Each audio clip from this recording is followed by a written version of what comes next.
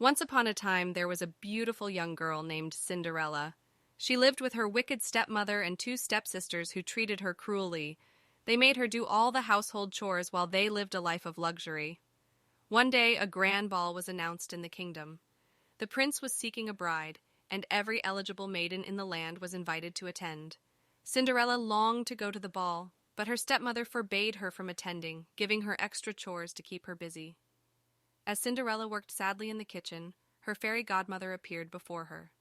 With a wave of her wand, she transformed Cinderella's rags into a beautiful gown, her worn-out shoes into glass slippers, and even provided her with a magnificent carriage and a group of mice turned into horses.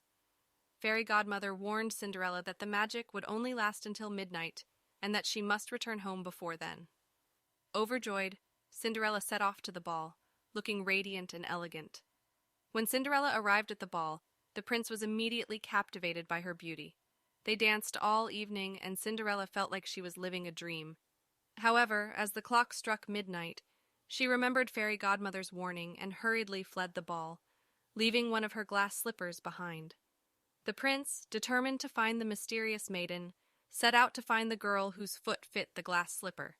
He visited every house in the kingdom, and when he arrived at Cinderella's home, her stepsisters tried desperately to fit into the slipper, but their feet were too big. Cinderella's stepmother, realizing Cinderella was the maiden the prince was searching for, tried to prevent her from trying on the slipper.